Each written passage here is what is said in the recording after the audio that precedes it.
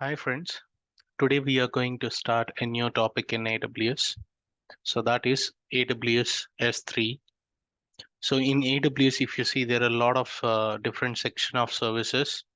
So out of which we have discussed about compute service and we have discussed about IAM. So a compute service is basically where you are spinning up virtual machines in AWS cloud. And then we have started learning about IAM, so giving access to your users, onboarding users into the AWS account, sharing the resources across the users and giving access to the service level as well. So now today we are going to discuss a simple service in AWS, which is AWS S3. So here there are a few points that you need to remember in terms of S3. So AWS has started its market in almost 2012. Okay, so in 2012 they have started their market, right? So at that point of time, the very first service in entire AWS 200 plus services that they have onboarded is S3. So that means out of all the services, S3 is the most oldest service, right? So S3 is the first oldest service. Okay, what this S3 is, to which family this service belongs to. Okay, this belongs to storage family, right? So till now we have seen compute and security. That means IAM, right? Security. Now we are going to discuss about storage service. So that is one of the storage service in AWS is called S3. So what S3 stands for? S3. What do you mean by three S's, right? So one S stands for simple, the other S stands for storage, the other S stands for service. So simply they have called it as S3. Okay, so what this S3 will do? So this S3, what is the use of this S3 in AWS, right? If you see, the name itself states storage, right? So it can store some files or documents or details, right? So any files that you are going to store at one particular place, that we call it as a simple storage service. But there is a difference. So in the last classes, we have discussed about EBS volumes, right? So these volumes are which we are going to attach to the virtual machines. But the simple storage service, which is also a kind of a volume, a kind of a storage, but we are not going to attach this to any EC2 instance, right? So keep that in mind. So the one more difference is it is a block storage, like how you have some memory in your system. You have some internal memory, like in your laptop, you may have 500 SSD, 1 TB of memory. So this come to that particular storage family, which is a block storage. But when it comes to simple storage service, that is a object storage, right? So let's get into deeper. So AWS, the service which we are going to discuss about is S3, which is a very old service in all the AWS services, right? So, and we are going to call it as simple storage service. 3S, those are starting letters of the words. So that is the reason we call it as S3, right? So here, if you see, there are a lot of features that S3 offers for the people, those who are using it.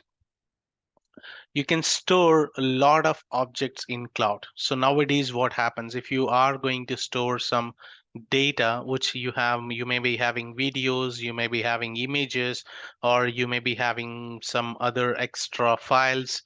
So all those if you want to store somewhere, you need some hard drives that you will be connected to the computer, or you are going to extend the existing storage in your laptop. So it basically costs more. So but here S3 is very low cost in AWS, and it is the oldest service, and it is dedicated specially for storage, and you can store a lot of objects in S3, right?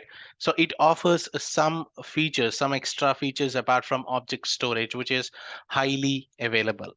right? If you remember in our global architecture video, we have talked about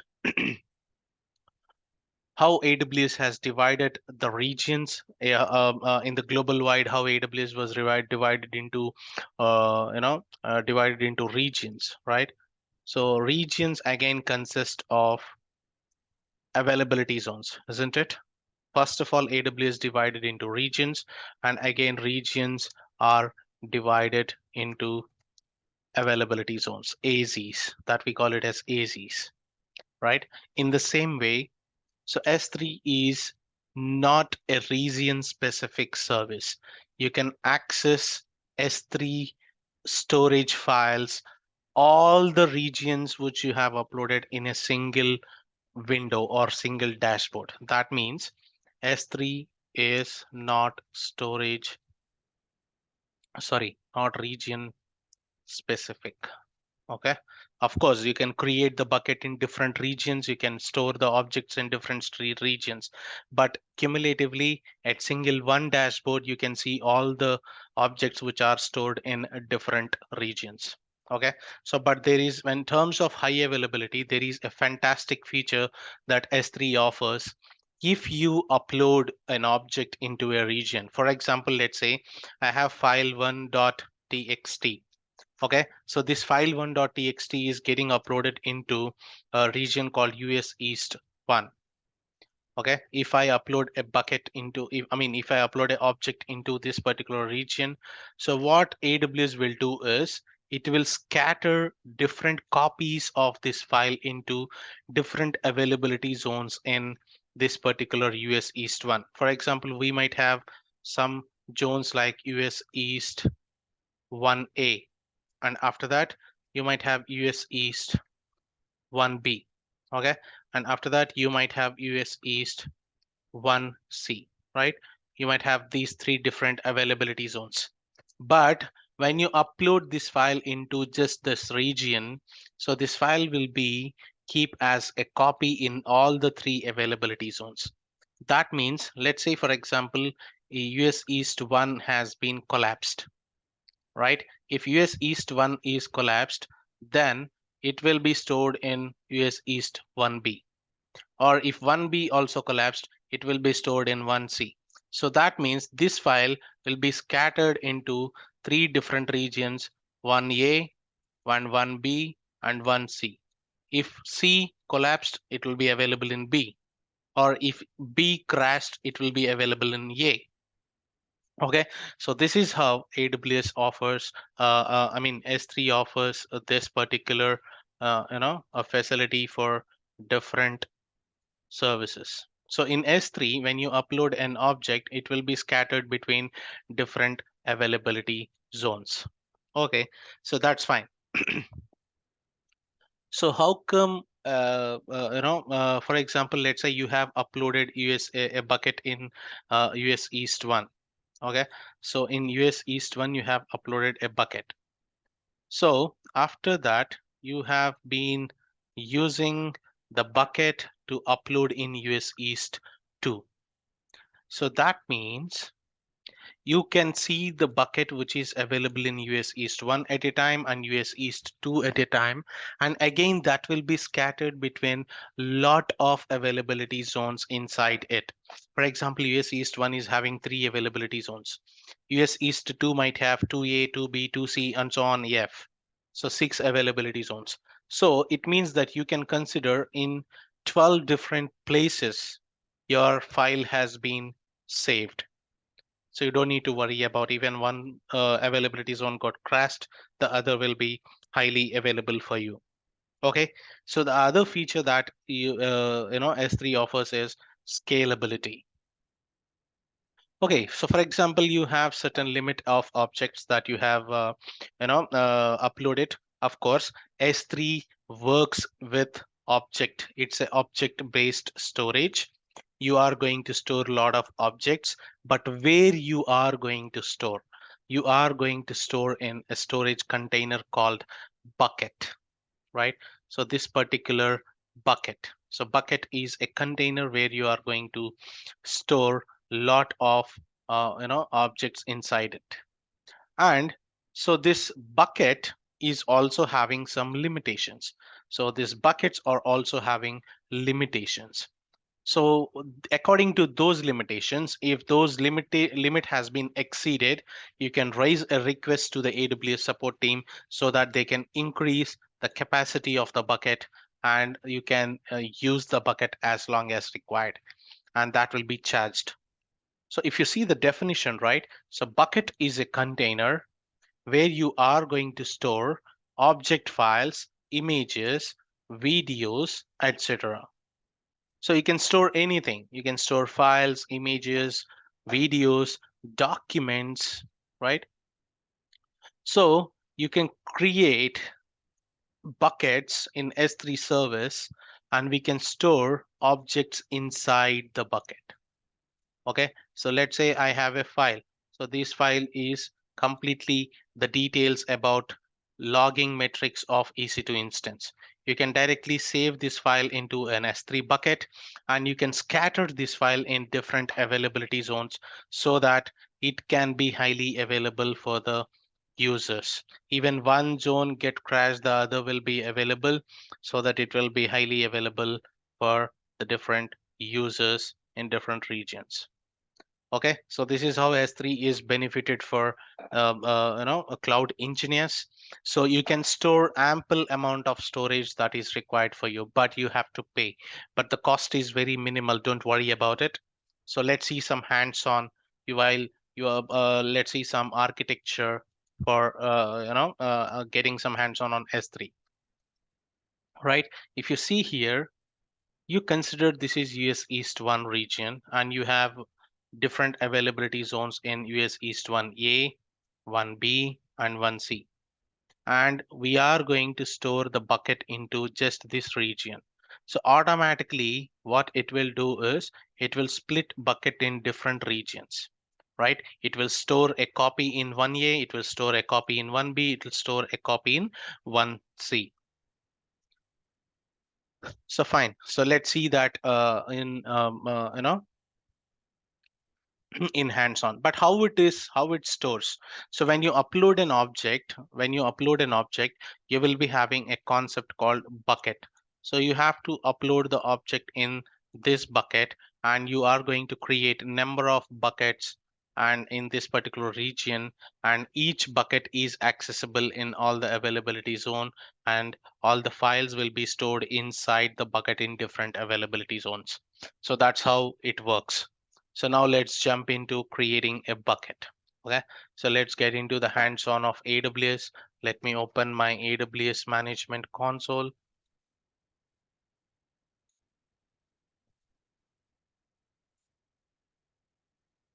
So I'm logging into my AWS account.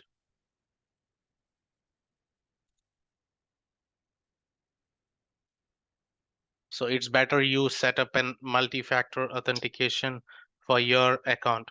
Unless you set up multi-factor authentication, then it leads to a lot of problems like ethical hacking and your Bitcoin trading and all the stuff. You'll keep on getting a lot of bills. Okay, so it is completely required for setting up a multi-factor authentication in your account. Oops.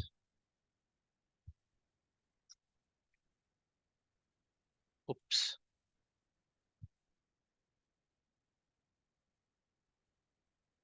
It regenerates the multi-factor authentication code if it get failed.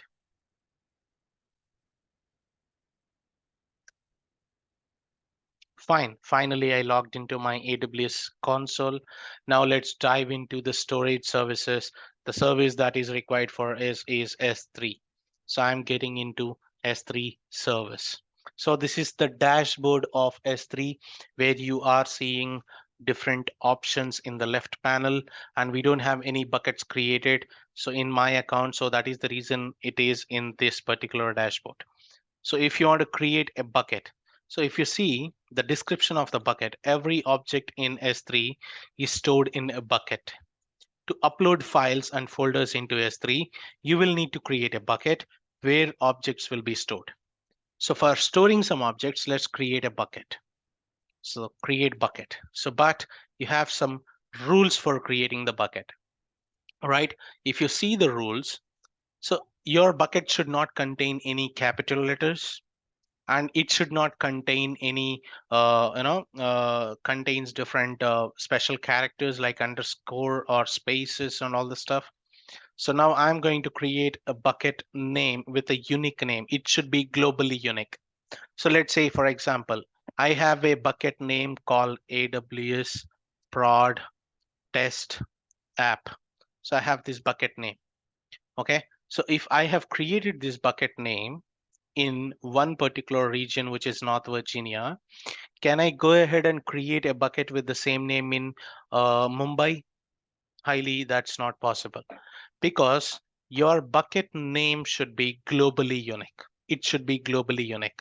Why? Because S3 is not a region specific service, it's a global service, right? So I have given the name over here. So, and I have different regions to be selected, but some of the regions where the S3 is disabled, so those regions are in gray weighted format. You can select the enabled regions. So now I'm going to select North Virginia itself. I'll keep it North Virginia as it is. Okay, so block all public access. If you see this content, so public access is granted to buckets and objects through access control list, bucket policies, access point policies, and all. In order to ensure public access to this bucket and objects is blocked, turn on all the public access, block all public access. So I have turned on block all public access.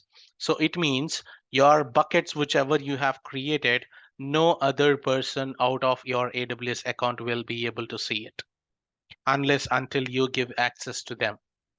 Okay, so I am blocking all public access as a bucket owner. Only I'm able to access the bucket. I can put insert and delete operations I can perform on the bucket. Okay, so here versioning, we will talk about all these advanced topics in the coming video. So by default, I'm going ahead and creating a bucket. So when you click on create bucket, successfully created bucket with the name AWS Protest app.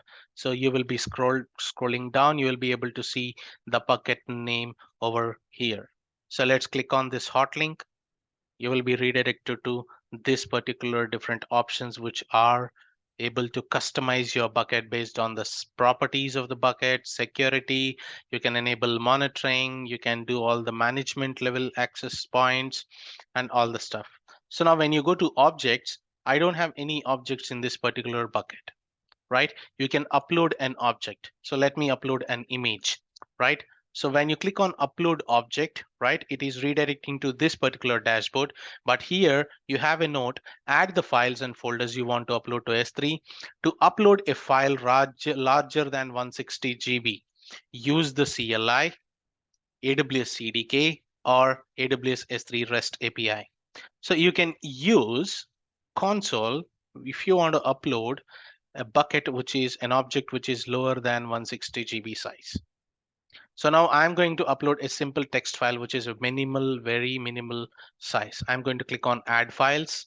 So I'll take to desktop, or I'll take this particular image and I'm going to click on open. So I have part1.png, which is being uploaded into this particular bucket.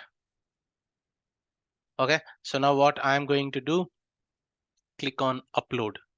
So when you click on upload, it will take some time to upload your object. So now the upload is successful. You can see one particular object, that is part1.png, has been successfully uploaded. And when you click on it, you will be able to redirect to that particular object and you will have certain URLs. Every object in S3 is assigned with a S3 URL. And we have Amazon resource name, where every resource whichever you created, so those resources will be having this particular ARN name. So this is the direct object that you can access object in your browser, and when you click on this, you will be redirected to this particular page. I am getting this error because I have not provided access, right? So the XML file does not appear to have style information. So here the access denied, right? So access denied. I don't have access to this particular bucket. If I provide, I will be able to access the object that I have uploaded in the browser. Okay, so that's all for this video. We have seen what is S3, what S3 stands for, what are the features of S3, and how objects are uploaded into the S3, difference between EBS and S3, either it is object storage and block storage, all these details. And in coming videos, we will see S3 security and how can you provide access levels to different users, and how can you host a website inside S3, and how can you do analytics in S3. That's all for this video. Thank you so much. Bye bye.